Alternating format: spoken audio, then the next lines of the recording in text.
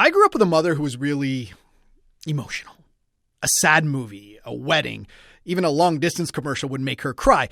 And we would playfully tease her from time to time, but there was one time, just one time, where the tables turned. And I know the exact date that it happened. April 18th, 1999. I was sitting on my parents' couch. I'm watching a hockey game when my mom turned to me and she saw the glassy eyes.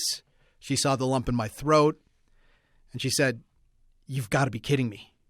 I looked her right in the eye. I said, "Mom, this is Wayne Gretzky's last game. I guarantee you I'm not the only choked up hockey fan watching this game right now." Can you believe it's been 20 years? 20 years since Wayne Gretzky's final game in the NHL. That's right. There are people who can legally drink in his home country who never saw Wayne Gretzky play live. Of course, he's been around the game since his retirement. We see him at games. We see him doing interviews. But 20 years since he took off those skates. That day, that afternoon game between the Rangers and the Penguins is still one of those you remember where you were moments. Now, there was speculation all year in 1999 that the Great One may be hanging him up. 3 days earlier, he got a standing ovation in a game in Ottawa, but he still wasn't saying for sure. Then came the press conference. It's obvious that today that I officially have retired. It's a gut feel, something that I really believe is right. Whether it's now, next year, or 20 years from now, I'm always going to miss the National Hockey League and the game of hockey. I loved it, and thank you. The hockey world then had to scramble and prepare themselves for what was going to be one of the most watched games ever. And guess what? We're going to look back on that game with the Great One himself. That's right. Wayne Gretzky will be joining us on the Hockey Night in Canada podcast. We're also going to speak to John Shannon. He was the man in charge of turning a regular old Sunday afternoon game between one playoff team and one team that was not heading to the playoffs into a very special edition of Hockey Night in Canada. It's the 20-year anniversary of the Great One's final game. This is the Hockey Night in Canada podcast. I'm Rob Pizzo, and I'm about to talk to Wayne Gretzky. Hello, Canada and hockey fans, United States and Newfoundland.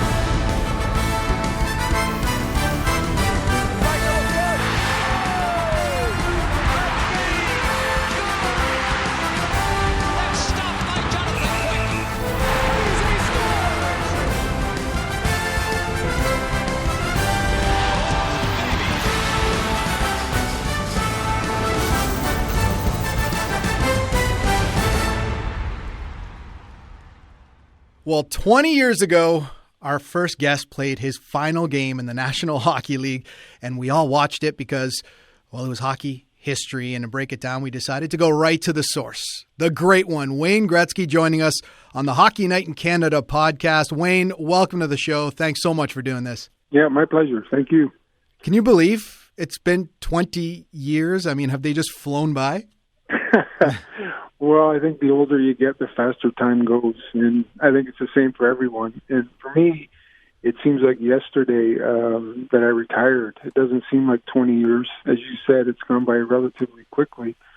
But, you know, a lot has happened over those 20 years, and a lot of great memories since I retired. And obviously that day was, really memorable for me and my family, and it was a lot of fun. Well, let's go back to 1999, like we said, 20 years ago. You made the announcement 2 days before your last game. There was some speculation, but when you made it official at that press conference, you had a day in between games. Walk us through what that day was like. I mean, was it basically spent getting people tickets and flying people in for the last game? Well, as you said, it kind of sort of leaked out, and when I played in Ottawa on the Thursday, it was probably the worst-kept secret around the hockey world. I knew it was my final road game, and it just happened to be that it worked out that we played our final road game in Canada, so that was pretty exciting. And, I just felt like I owed it to the Ranger organization and the Ranger people because they treated me so well in my time in New York that, I do an official announcement in the city of New York. So, consequently, Thursday kind of rolled through pretty quickly, and as you said, we had Friday in between and Saturday. And, a good portion of Friday, Saturday were getting people hotel rooms and getting people tickets. But my close friends and people that I knew relatively well knew earlier in the week. So there wasn't a whole lot to do other than get ready for the final game. Hockey players are creatures of habit, as you know, and you're no different. I've heard a lot of your superstitions and your game day routines. They're legendary. On a game like that, though, when so much focus is on it, were you able to go through your regular game day routine at all? Yeah, pretty much. When you play an afternoon game, and I believe our game was at 3 o'clock, you basically you get to the arena on your own at whatever time you want to get there to be ready for the game. So, it's a night game. You go in the morning and there's a shoot around and maybe a couple meetings and then pregame meal and then, you go to the rink later in the afternoon. But for me, it was just sort of get up, have a little breakfast and kind of walk around a little bit and get organized and get ready to drive to the arena. And for me, it was wonderful in the sense that, my first game I went to as a kid, obviously my dad drove me, and for the last game I was able to drive my dad to the final game. And my wife said to me after the game, "How was the drive to the game?" And I said, "It was probably one of the worst drives I've ever had because the whole ride there he kept telling me I could play one more year." So, for some people it was tough, but for me, I didn't hesitate. I knew in January, February that I was probably done, and the game itself I could continue to play, and the practices I loved, and being around the team. The hard part for me was, the training in the off season, which, the older you get, the more time you have to train. And I just physically and mentally didn't see myself spending a lot of time in the off season getting ready for the next season. So consequently, when that happens, timing is kind of right. And so for me, it was the right time, and I had no regrets, and I had no second thoughts, and turned out to be a wonderful day. Wayne, I remember watching the game and trying to figure out who I thought would be at the game. And the Mark Messiers and the Paul Coffeys of the world, we kind of anticipated. But you look at some of the celebrities that were in the crowd. I mean, Jerry Seinfeld's there. Mark O'Meara's there. I mean, the late Christopher Reeve, Superman, came to watch your last game. Was it kind of surreal even for you to look around and see how many people wanted to be there?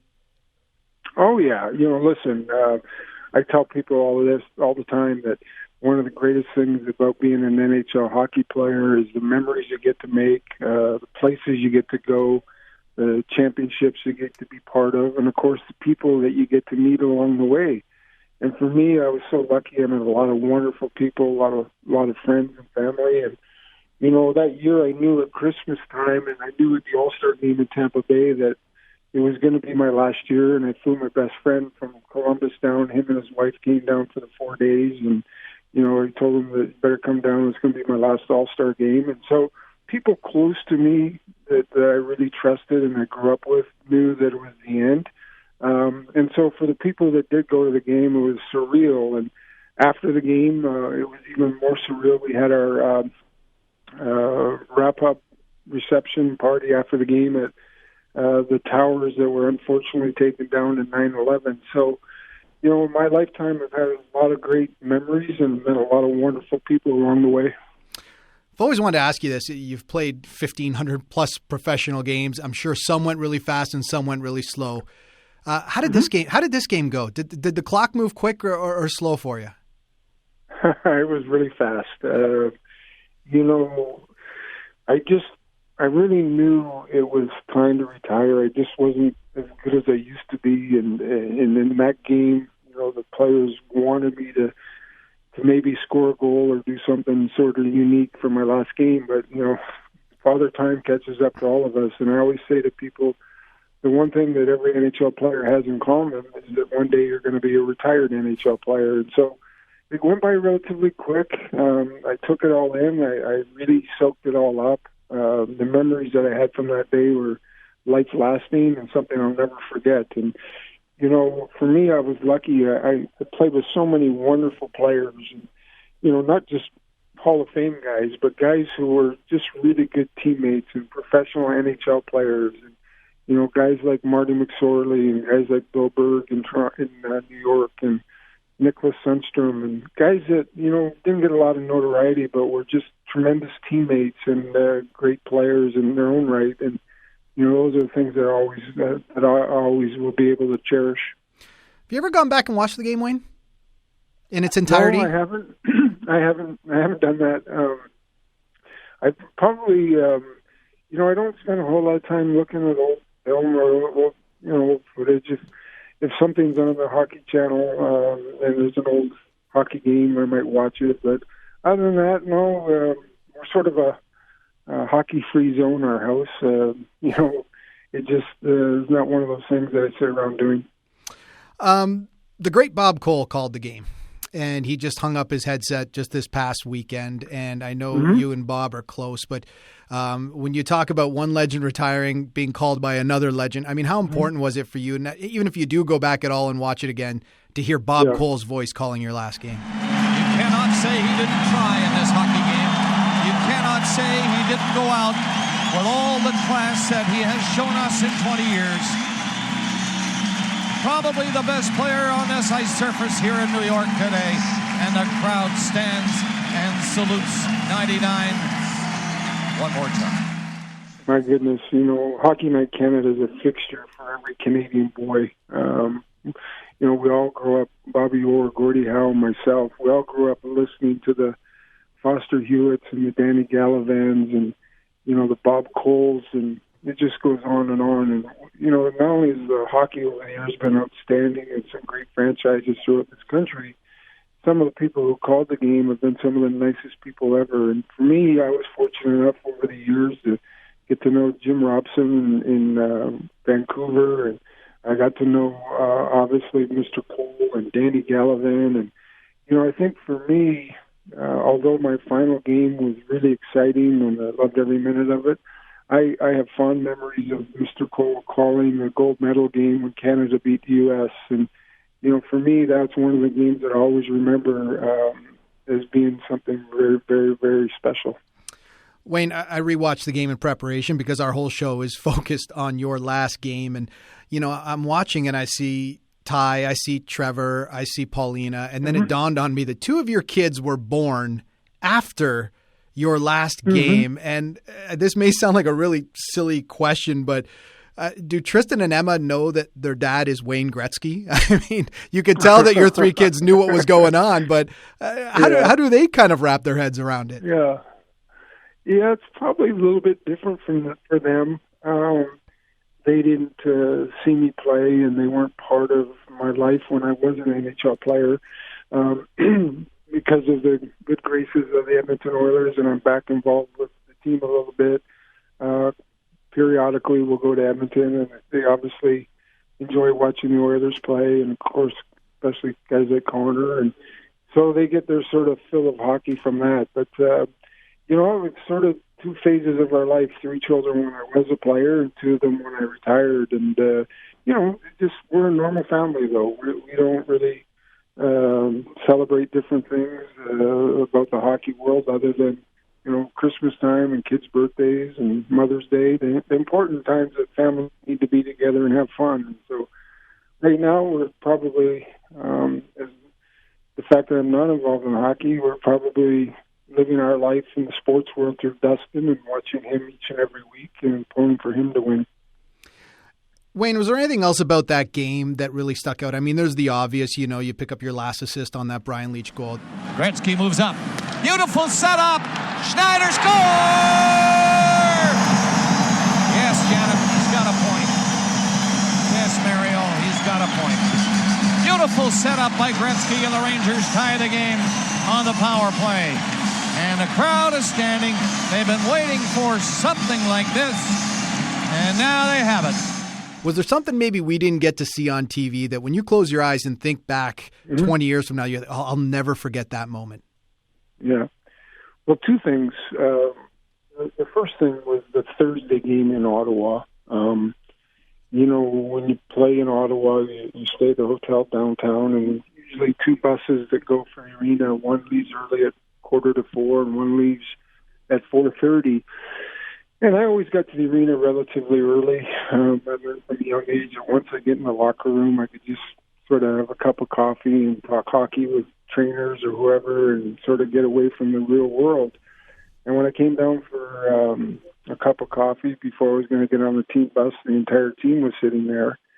And we all just sat around telling stories, and we all rode together in one bus. And I remember thinking, this is what makes hockey so wonderful, is that the friendships you make and the teammates that you have are genuine, and they last forever. And then the final game, just being in the locker room before the game, guys telling stories and talking about different players and talking about the game. And, that 1 hour before warm-up was probably something that was very, very special and something I'll never forget.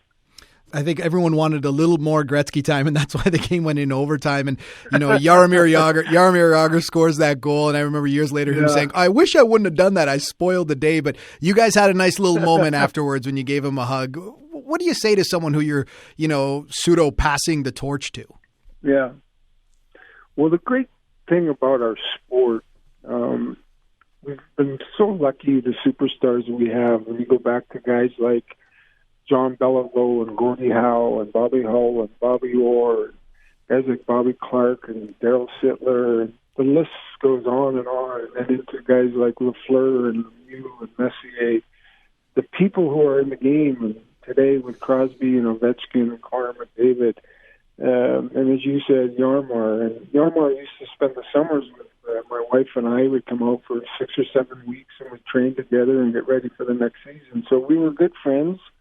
He's a wonderful player, and he was great for the game. And when he did score the goal, I told him, if I was him and I was his age, I would have done the same thing to the guy that was retiring, because that's what the game is about, winning.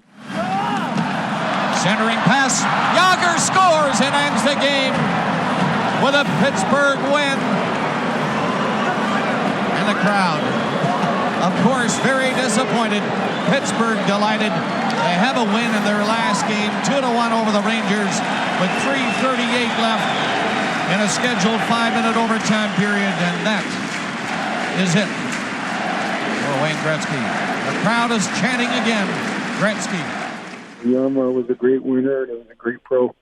Last one before we let you go, Wayne. You mentioned Alexander Ovechkin. For so many years since you've retired, it's been almost laughable to even consider one of your records being broken. But we're starting to hear, if Alexander Ovechkin plays this many more years and keeps up this pace, he's got a shot. Let me ask you, the man who holds the record, does he have a shot? Absolutely. First and foremost, you got to be injury-free, and Alex has been injury-free throughout his career.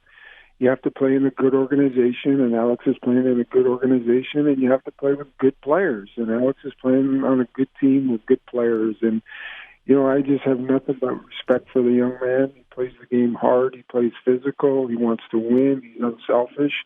And as I said, if he breaks my record, I'll be the first guy there to shake his hand. I think it's good for hockey. I think it's great for sports when people break records. And, as my dad said, when I broke Gordie Howe's record, and I was a little bit embarrassed, he said, one day someone's going to come along and maybe break your record, and you just make sure you handle yourself the same way Gordie Howe did, and that's what I'm trying to do. And listen, I have nothing but respect and time for Alex, and good for him. And like I said, if he does get close and does break it, I'll be there at the game, hopefully, and hopefully I can be the first guy to shake his hand. Wayne, it's been so much fun reminiscing. It's been 20 years since that last game, and I can speak for the hockey world. We still miss you. Thanks so much for doing this. We really appreciate it. Well, thank you guys for taking the time to interview me. Have a great day. You as well.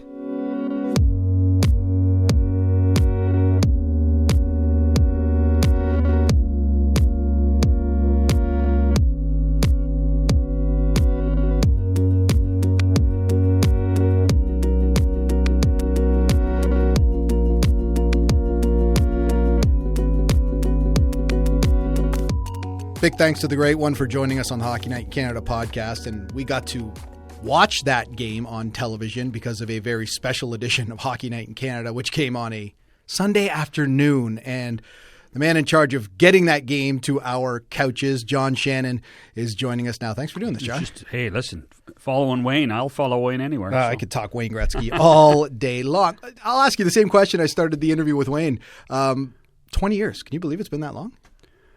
There are days it doesn't feel like it, and there are other days that it does. I mean, but when you think about the number 9, the magic of number 9 to Wayne Gretzky when he signed that 21-year contract in 1978-79 with the WHA team, and the jokes that, Wayne's only going to play till 1999, and we all thought, there's no way, that's not going to happen. It's a magic number to him, and obviously a magic number to the rest of the people who followed him for so many years. Okay, so walk us through that period in between when Wayne makes it official. We had the game in Ottawa. He got the standing ovation. He was all 3 stars, and there was speculation. But then, he makes it official after the day after the game.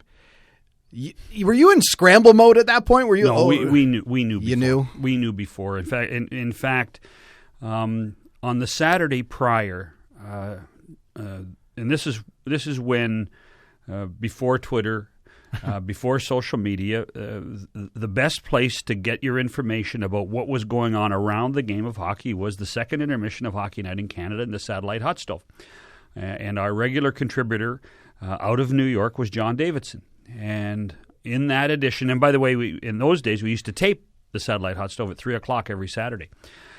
John, in part of his little spiel of what was going on in and around the NHL, he literally said, by the way, guys, the Wayne Gretzky meter about retiring used to be at around 10. Well, it's at 99% now, which means it meant to me that he already knew that he was retiring. So at about 3:30 in the afternoon, we've put the hot stove to bed. It's going to run in the second intermission that night.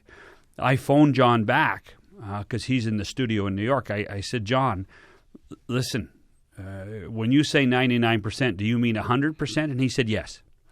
So at that point, I phone or email my boss, Alan Clark, at the CBC saying, listen, we need to get on our horses here because that Sunday afternoon game against the Pittsburgh Penguins right now is not being televised in Canada.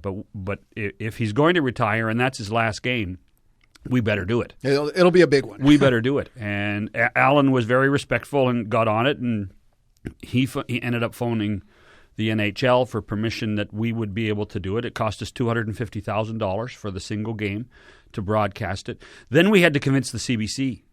Then we had to go upstairs to the head of the English services and the head of production of the CBC to convince him to give us the time. It wasn't that simple. So I remember... Convince? You just used the word convince. Listen. Trust me, I still remember to this day sitting with Alan, with a gentleman named Slocko Klimkew, who was running the English division programming side, and talking about, listen, we've got to have this game. Right now it's only on Fox, because Fox was the national rights holder in the United States. Right now, the Rangers-Pittsburgh game was only on Fox. Hockey Night in Canada has to be there. And it wasn't... to say it was an easy convincing is not accurate. He said, are you going to guarantee me that Wayne retires? Are you going to... literally, holding our hands to the fire to say, listen, this better happen. If we're going to carry this, we better be right that he's going to retire. I said, he's going to retire. I trust the people I talk with. By then I had already talked to Mike Barnett, who was Wayne's agent. And yes, it was going to happen. So I was 100% convinced that this was going to be Wayne's last game.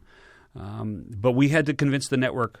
And it wasn't as easy as people, the CBC will just carry it. Well, it wasn't that easy because it was outside of the regular sports window, which for CBC was, for the most part, Saturday afternoon and Saturday night. And they had to be accountable to everybody. We also only had 6 days to sell it too, right? In the world of TV sales. So it was an interesting 3 or 4 days, Monday, Tuesday, Wednesday, and then, of course, TSN had the Thursday night game. And, this is a small industry. We have such great friends, and one of my best friends, Gord Cutler, was the producer that night for TSN, and they did a marvelous job of Wayne's last night in Ottawa. And there we are, waiting for the moment and wondering if, can we do a better job? How do we do it? How do we put all hands on deck to make sure things get happen, pre-game show, post-game? How long can we stay on? It was a rather fascinating, and we still had to get ready for the playoffs. Remember, those little things, yeah. So we were juggling that week, preparing for the Stanley Cup playoffs of 1999, and getting ready for Wayne's last day. Walk us through some of those preparations, because obviously every game's important. You treat every game as something that's got to be cherished, but this was different. The game had very little to do with the standings. New York was out. Pittsburgh still had a little bit to deal with, but what are some of the things maybe on your checklist that you're like, you know what, guys, this has to be done right because everyone's watching? It became, at the time, the single highest rated regular season non-Saturday in CBC history. And because eventually what you find out is that afternoon hockey really people don't watch very much. They have other things to do. Yeah. They watched this day. Especially in April when the weather starts getting a little nicer too. Correct.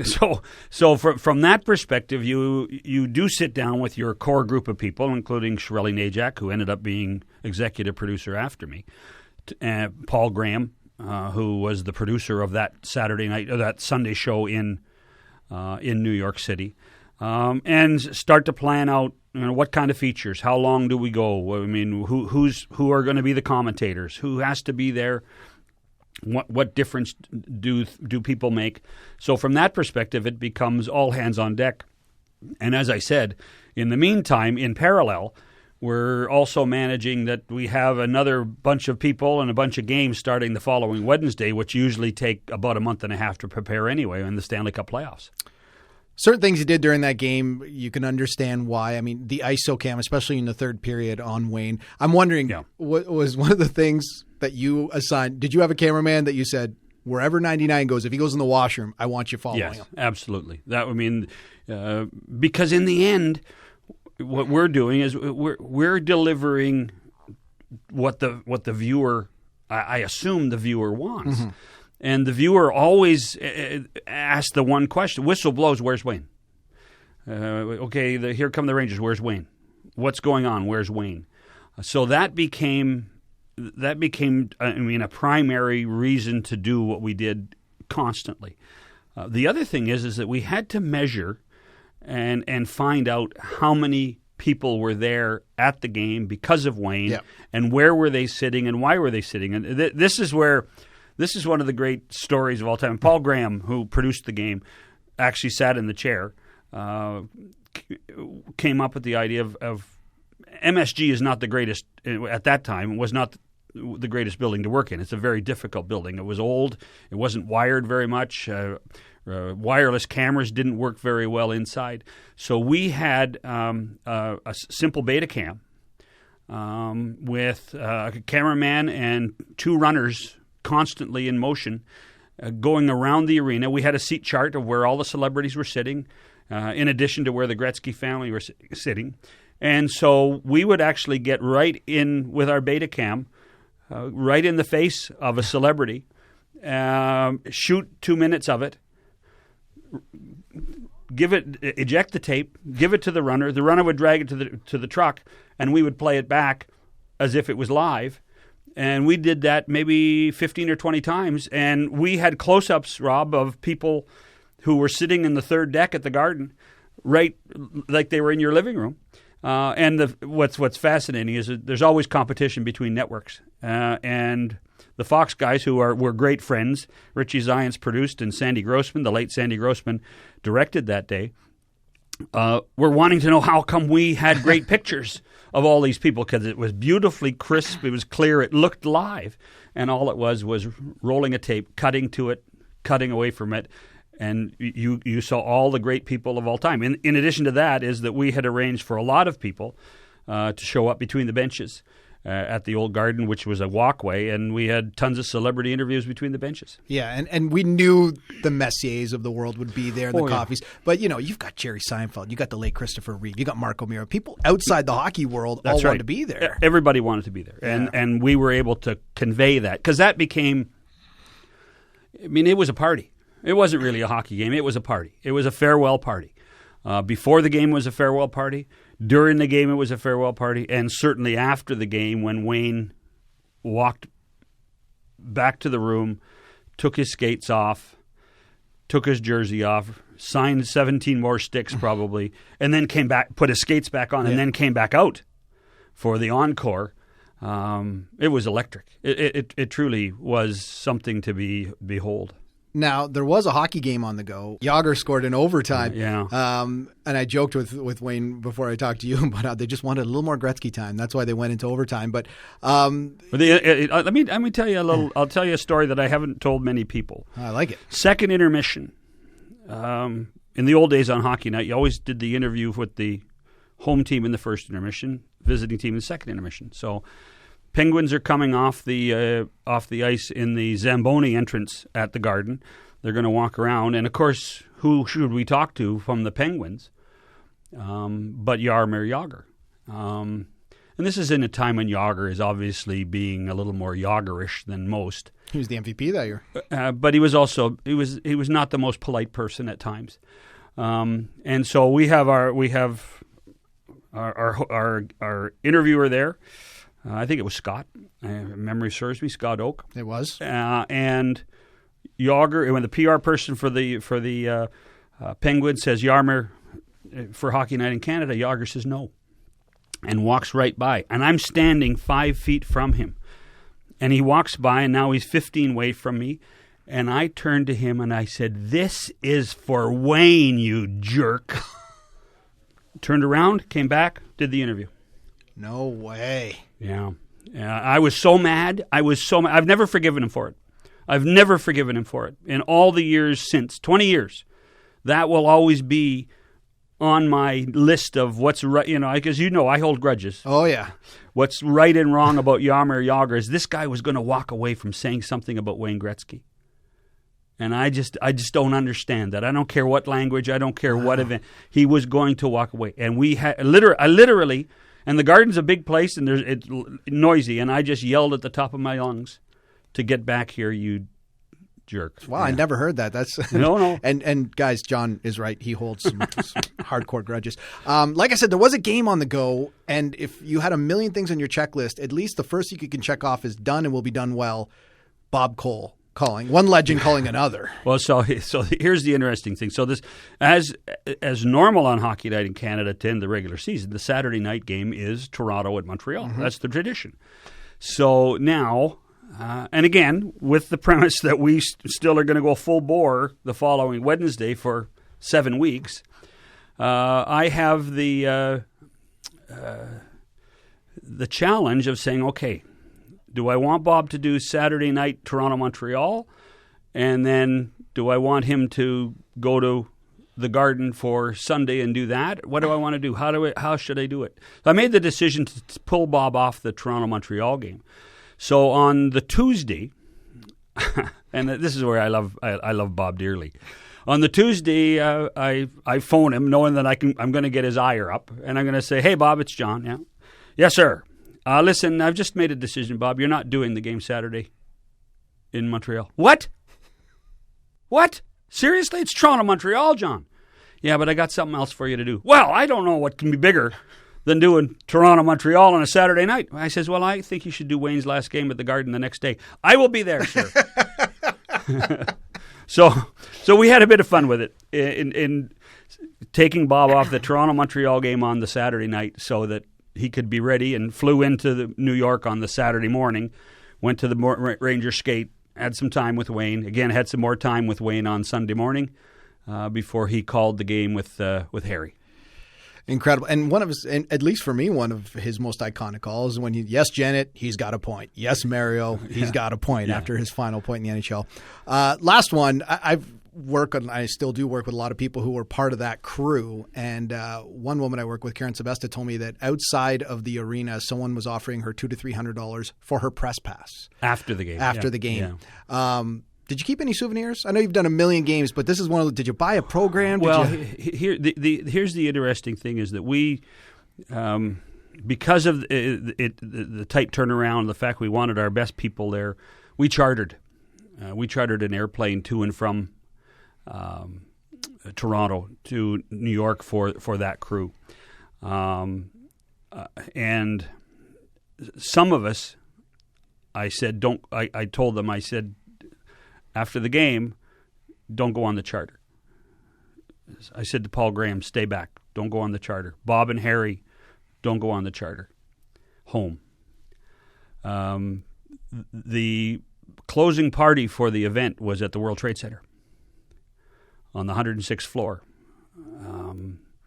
And it was one of the most outstanding events I've ever been to in my life. Everybody who was anybody in the hockey world and celebrity status around Wayne was at this event at the World Trade Center in April of 1999 to celebrate Wayne's departure from the National Hockey League as a player. So when you got there, you got a gift. And Wayne would sign it. So I have a ton of stuff from Wayne's. I have the score sheet from Wayne's 5 goals in 39 games at home. I have the program that night. I have it signed. I also have a commemorative hat from that night in New York City in April of 99. So I have kept a few things like that. I don't. I know exactly where they are. They're all put away. I'm not sure I've looked at it for 20 years. I'll be honest. But yes, I've kept a few things. And then so then what I did was, and I'm going to get the CBC accountants mad at me today. I phoned up the charter company and I said I need another plane. So it was way more than 250 Gs. Like, it was that much to do the game. But. Well, no, but that was my point, is that we had done so well and we had done such an event. I think we could afford another $7,000. And so, and I literally put a small 6-seater plane with Bob and Harry, Paul Graham and myself, and Jim Gregory, who works at the National Hockey League, on the plane with us on my Amex. And I put it on my American Express card, and we flew home, and I got home around 5:30 in the morning. Man, this is why we got you on, to tell us that Jaromir Jagr was a jerk and that you charged $7,000 extra to the CBC. John, thanks so much for doing this. It was a lot of fun. Anytime, Robbie.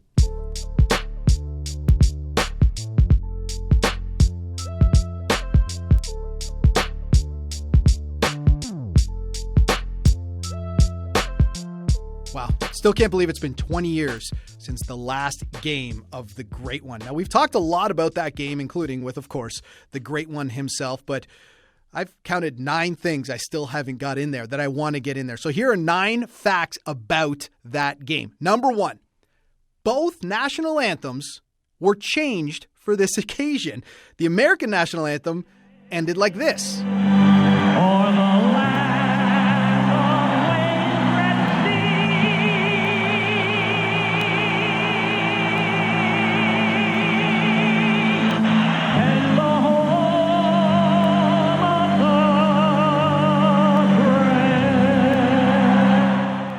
While Bryan Adams did this to the Canadian national anthem. God keep our land glorious and free. We're gonna miss you, Wayne Gretzky. Oh, Canada, we stand on God for. Okay, fact number 2. The Great One used 52 sticks that day. You heard me correctly, 52 sticks. 40 of them went to players as a souvenir, 6 to the trainers, and 6 to the stick boys. Fact number 3. Wayne played 22 minutes and 30 seconds in that game, 2 shots on net, and 1 assist on a goal by Brian Leach. Number 4. You heard us talking about Jaromir Jagr scoring that overtime goal.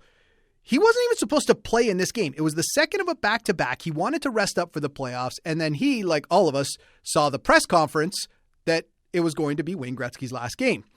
Well, so much for sitting this one out. He was going to play in that game, and he did. Fact number 5. Michael Jordan not only called Gretzky the morning of the game, he also recorded a video tribute that was played on the big screen at Madison Square Garden. Fact number 6. Another person who wished him well on the big screen, Mr. Hockey, Gordie Howe. Fact number 7. The Great One got some gifts on this day. His Ranger teammates gave him a 75-inch HD TV. Remember, it's 1999. And the Rangers organization gave him a Mercedes, which was driven out onto the ice by Walter Gretzky. Fact number 8, the Great One went back to the dressing room after the game, not once, but twice. And each time he had to come back out on the ice because the fans kept chanting his name. The crowd is chanting again, Gretzky. And finally, fact number 9, the Great One was the first, second, and third star of the game. And I don't think anyone would argue with those choices.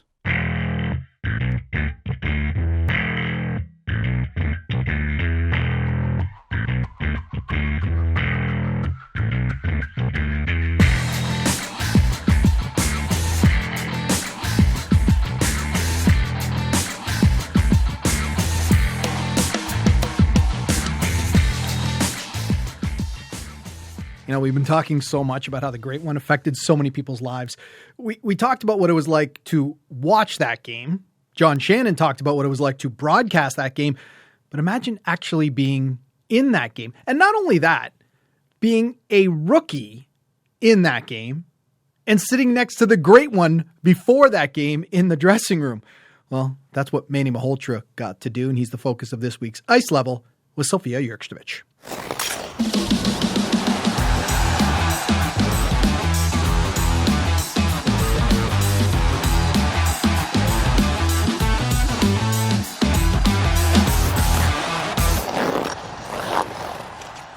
Manny Malhotra was playing in his first year in the NHL and was just a rookie for the Rangers when Wayne Gretzky retired in 1999. Now, a rookie takes a lot in his first year in the NHL, let alone playing in a game where the Great One hangs up his skates for good. So, considering all that, what did Manny remember from Wayne Gretzky's final game? It was more of a spectacle than I had been a part of that year. Everybody was fully aware of the situation. And on our part as teammates, we wanted to send him off on a win. Obviously, we didn't make the playoffs that year, but we wanted his last game to be, obviously, finish on a high note and memorable. So we were fully aware of the situation, but it was hard to keep it a normal game when you see the camera crews around and the excess of people coming in wanting to say hi, and all the who's who of hockey at the arena that day. Just the quality of hockey, like the guys that you'd see on the ice were all superstars, you know, at any one given point. When overtime started, I think there was,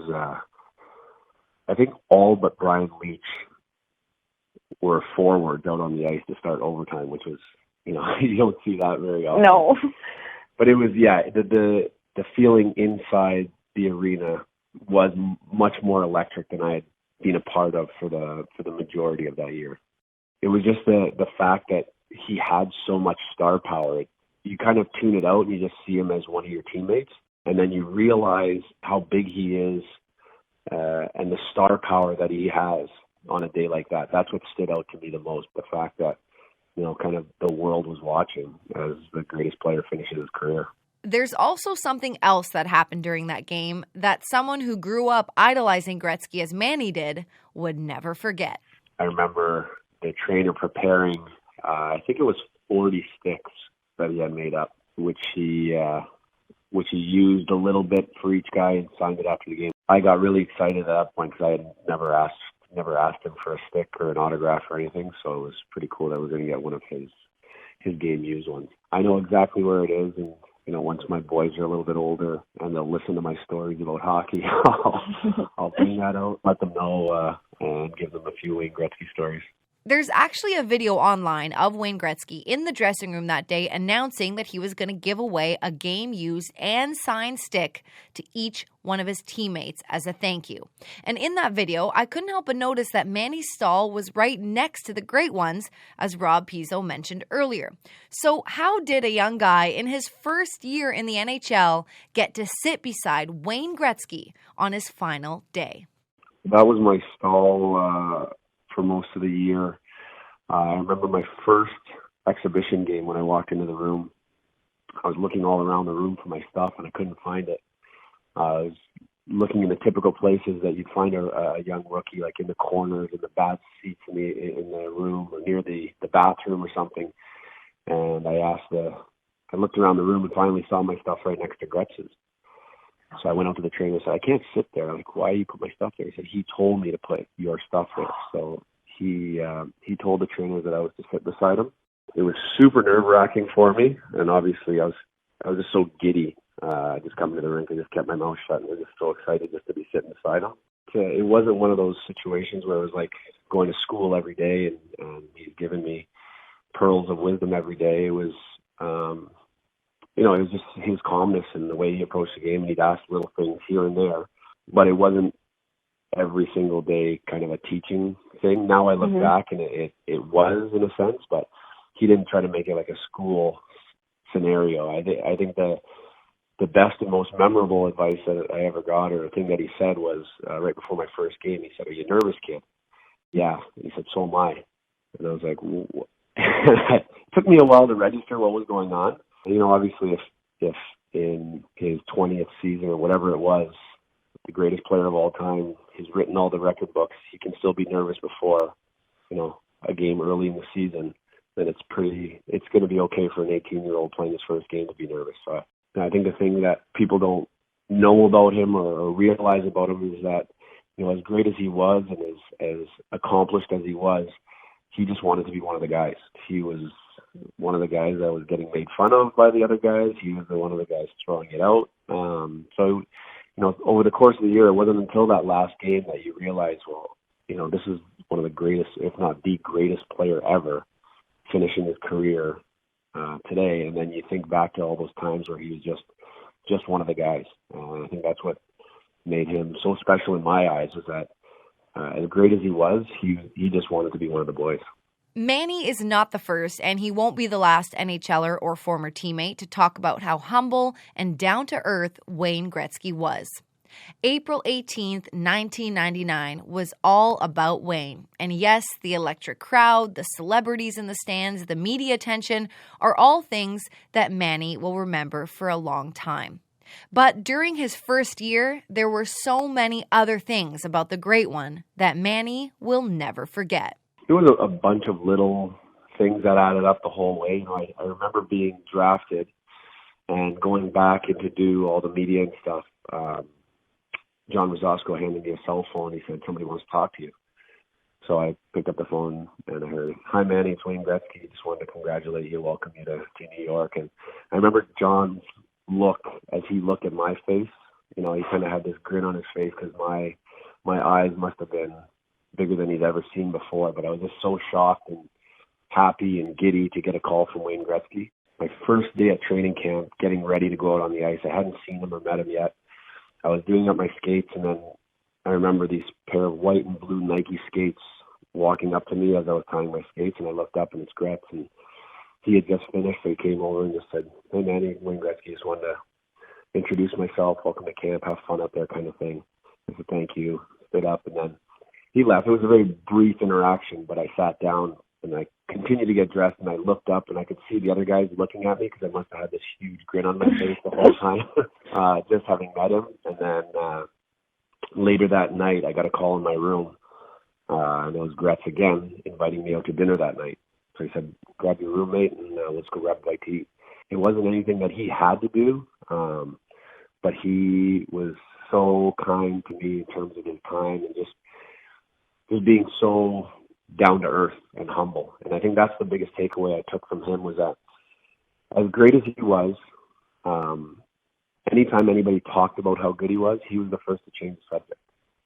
He was the first to talk about somebody else. "Oh, so-and-so made a great play." Or, he was just so humble about his accomplishments. Just such a down to earth person. That was my biggest takeaway from playing with my childhood idol, and I remember every time I played road hockey, I'm Wayne Gretzky, everybody's calling out who they are. I wanted to be Wayne Gretzky. So to have the chance to play with him and to see him in that light as being just a humble, down-to-earth person was just such a fulfilling experience for me, to see my idol in that kind of light.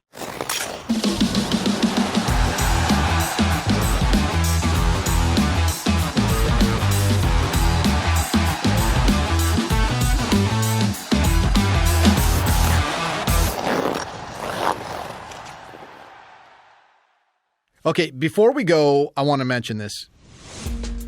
If you're a sports fan, and I'm assuming you are if you're listening to this podcast, and you want to hear some really cool stories about athletes on the field and off the field of play, you have to listen to the Player's Own Voice podcast. It's hosted by Anastasia Busis, who is a 2-time Olympian. Trust me, she knows what she's talking about. And what I really like about this podcast, it looks at athletes as human first, athlete second. Not too many podcasts do that. And it sheds some pretty intimate light on some of your favorite athletes. So download CBC Sports' Player's Own Voice podcast. It's absolutely fantastic.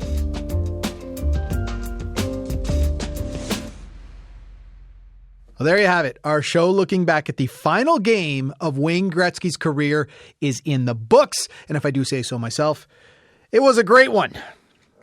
Yeah, I went there. Want to thank Wayne Gretzky again for coming on the show, as well as John Shannon. Man, still can't believe it's been 20 years. The Hockey Night in Canada podcast is a CBC Sports production. Remember, if you subscribe to us on iTunes, go leave those 5 stars, leave a comment. It really helps us out a lot. And if you mention us on social media, use the hashtag Hockey Night in Canada podcast. Sunil Thakil-Karen is our producer. Sophia Yerkstovich is our features producer. Laura Antonelli and Evan Kelly were our technicians. I'm Rob Pizzo on Twitter, ROBPIZZO. I really want to hear from you. Let us know if you have a show idea or if you just want to throw compliments my way. Thanks a lot for listening. We'll talk to you next week.